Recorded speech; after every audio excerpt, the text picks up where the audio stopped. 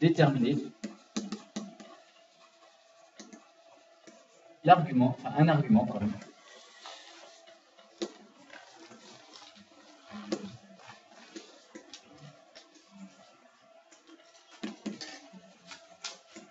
de z égale 1 plus i. Voilà, si vous voulez appliquer simplement cette formule, vous pouvez poser θ égale un argument de z.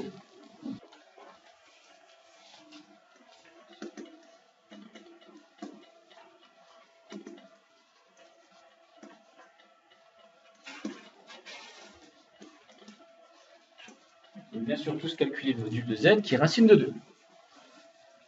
Et donc, si vous appliquez la formule qu'on vient de voir, vous trouvez cosinus de θ et sinus de θ. Et qu'est-ce que vous trouvez? 1 sur racine de 2.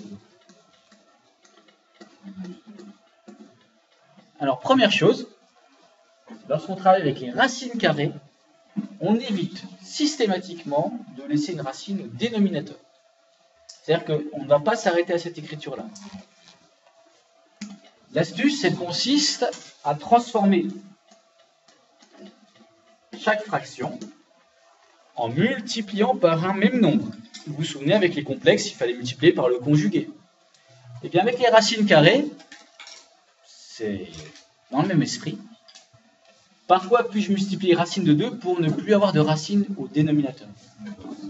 Très bien. Par racine de 2, exactement. Alors, comme c'est une fraction, ce que l'on fait au dénominateur, on le fait au numérateur. Et donc, finalement, qu'est-ce qu'on trouve? Racine de 2 sur 2. Cosinus θ égale racine de 2 sur 2, sinus θ égale racine de 2 sur 2. Et vous ne ferez pas penser à quelque chose. Et si.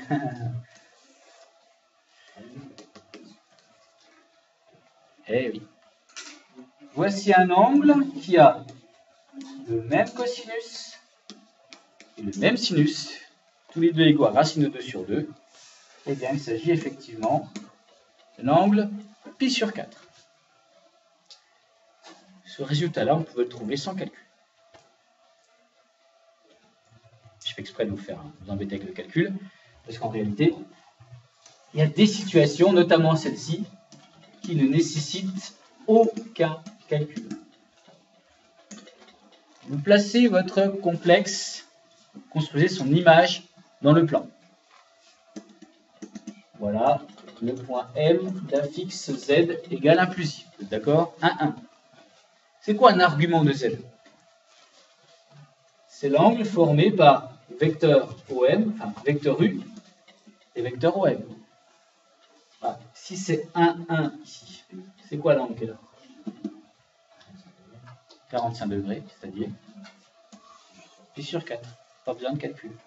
La seule chose que vous devez vérifier, c'est que vous allez bien dans le sens positif et dans le sens trigonométrique.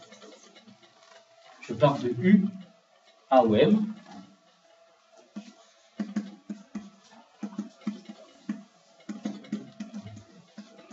Et c'est sans conteste, pi sur 4. Pas besoin de calcul pour faire ça. Alors c'est souvent c'est les rares cas où on n'a pas besoin de calcul. Mais après, il faut connaître ces formules de trigonométrie. On les rappelle, ces formules de trigo? Alors si je commence à 0, quel est le cosinus de θ? Le cosinus de 0, c'est 1. Vous imaginez ou vous dessinez un cercle trigonométrique.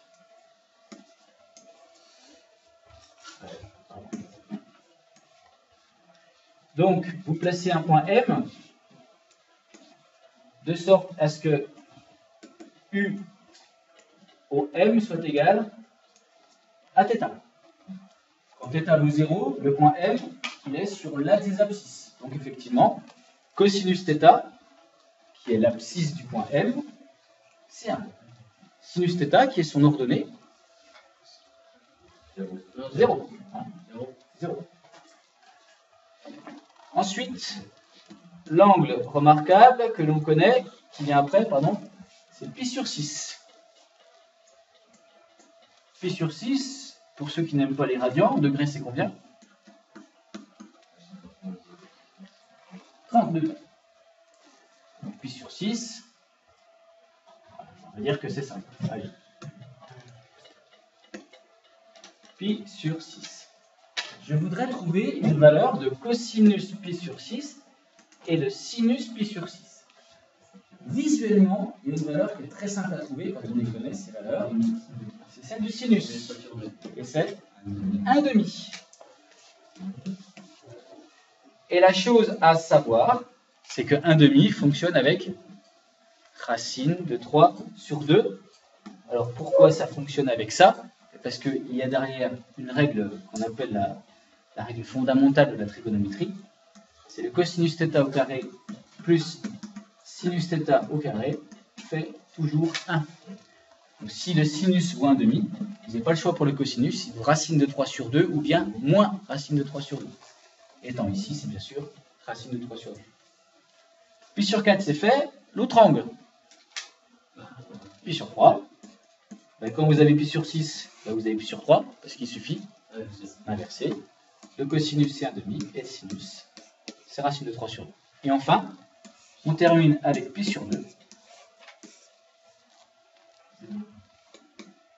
On est ici. Abscisse pour le cosinus. Vous l'avez dit. Cosinus et l'abscisse, 0.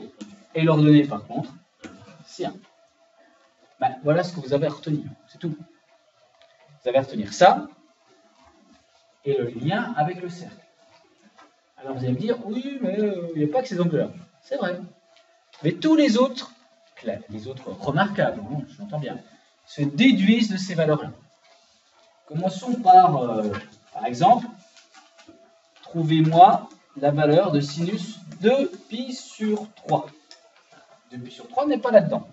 Mais, comment se construit 2 pi sur 3?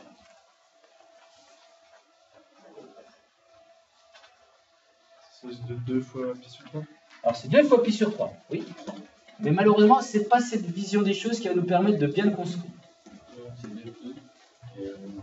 Non, c'est pas 2pi, c'est pi auquel on enlève pi sur 3. Si vous faites pi moins pi sur 3, ça fait 3pi moins pi sur 3, c'est-à-dire 2pi sur 3. C'est pi, l'angle plat, et vous enlevez pi sur 3. C'est-à-dire que vous enlevez la même chose qui est en face. Comment sont ces deux points-là? Ils sont symétriques. S'ils sont symétriques, ça veut dire quoi? Par rapport à l'axe des ordonnées. Ça veut dire qu'ils ont la même ordonnée et leurs abscisses sont opposées. Bon. Ben, sinus 2pi sur 3, qu'est-ce que ça vaut?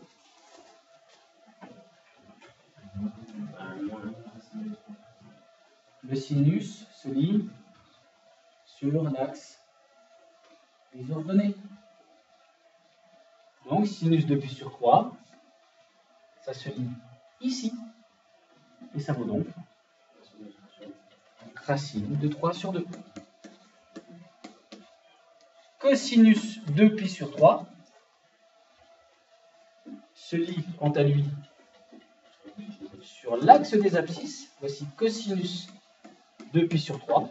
Et à cause de la symétrie par rapport à l'axe des ordonnées, cosinus 2pi sur 3 vaut moins 1/2. On reprend les valeurs de pi sur 3. Cosinus pi sur 3, c'est 1/2. Et bien cosinus de pi sur 3, c'est moins 1/2. Voilà. C'est comme ça qu'on trouve. Si je vous dis cosinus moins pi sur 4, qu'est-ce que ça vaut, cosinus moins pi sur 4? Non, c'est une... Non. Moins pi sur 4, vous représentez le point sur le cercle. Vous êtes donc ici, d'accord? Moins pi sur 4. Moins pi sur 4, Par rapport à pi sur 4, ils sont comment les points sur le cercle? Ils sont symétriques, mais cette fois-ci, par rapport à l'axe des abscisses, le cosinus, attention, se lit sur l'axe des abscisses, donc racine de 2 sur 4. Voilà. Ah oui. Donc, toutes les valeurs trigonométriques particulières sont ici. Bien sûr, avec votre calculatrice, vous mettez le truc et ça marche tout seul. Mais c'est quand même bon de connaître ces valeurs. Il faut savoir les visualiser. Bien.